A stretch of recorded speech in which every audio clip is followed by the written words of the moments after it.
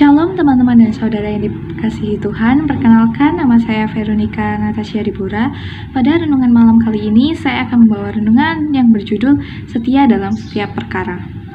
Sebelum kita memulai renungan pada malam hari ini, marilah kita berdoa terlebih dahulu. Ya Bapa, ya Tuhan kami di kerajaan surga, terima kasih karena Engkau selalu menyertai dalam kehidupan kami. Hingga tiba saatnya kami akan mendengarkan sedikit dari renungan firman-Mu. Kiranya Engkau memberkati, semoga renungan yang kami dengar dapat menjadi berkat dalam kehidupan kami. Terima kasih Bapa, kami sudah berdoa dan mengucap syukur. Haleluya, amin. Untuk ayat renungan pada malam hari ini kita ambil dari Lukas 16 ayat yang ke-10. Di sini isinya, barang siapa setia dalam perkara-perkara kecil, ia setia juga dalam perkara-perkara besar. Dan barang siapa tidak benar dalam perkara-perkara kecil, ia tidak benar juga dalam perkara-perkara besar.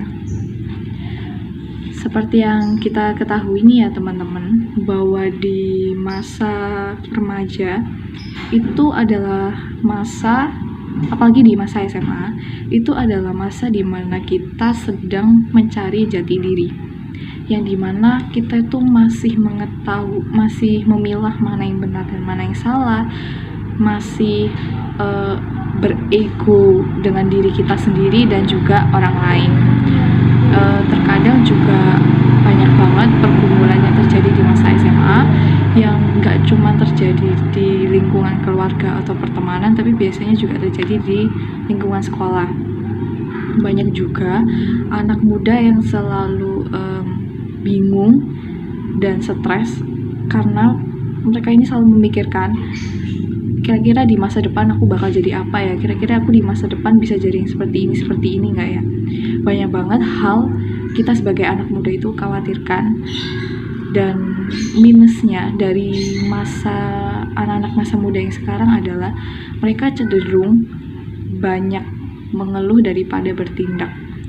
Padahal sebenarnya masalah kecil yang kita punya itu bisa kita atasi. Namun banyak banget orang yang kayak masalah kecil itu dianggap seperti masalah besar, jadinya bagi mereka itu terasa sulit.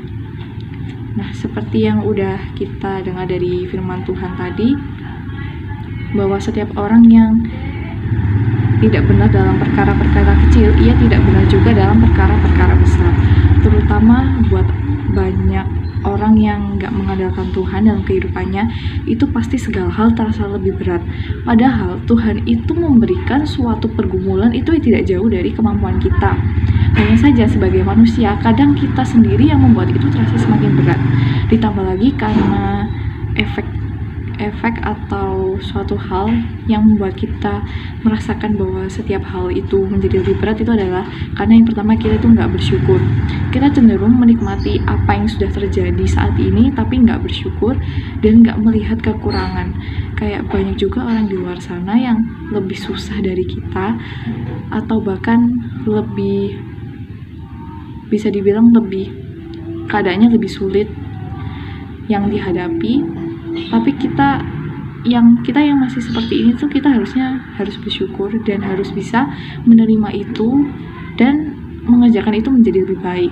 Tapi kita banyak banget mengeluh, banyak banget gak bersyukur, terus kita lebih banyak omong daripada bertindak. Padahal sebenarnya omongan tanpa tindakan itu adalah suatu hal yang sia-sia. Seperti percuma kita bisa menguasai banyak hal, percuma kita bisa mengatasi suatu banyak hal, tapi tanpa doa, tanpa bantuan dari tangan Tuhan, semuanya itu juga percuma. Nah, jadi di sini tuh pesannya buat teman-teman semua yang mengalami banyak banget hal-hal berat, bahwa terus andalkan Tuhan, karena Tuhan itu gak pernah menyia-nyiakan apa yang kita usahakan. Tuhan itu melihat setiap kesempatan yang ada. Tuhan itu tahu bahwa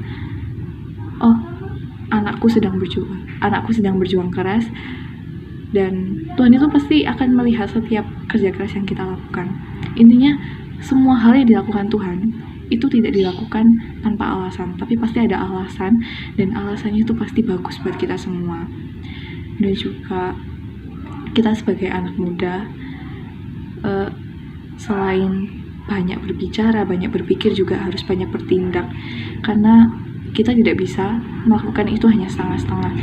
Karena untuk menyelesaikan suatu masalah atau menanggulangi suatu masalah, kita itu harus memiliki 3 pedoman itu: berpikir, berbicara, dan bertindak.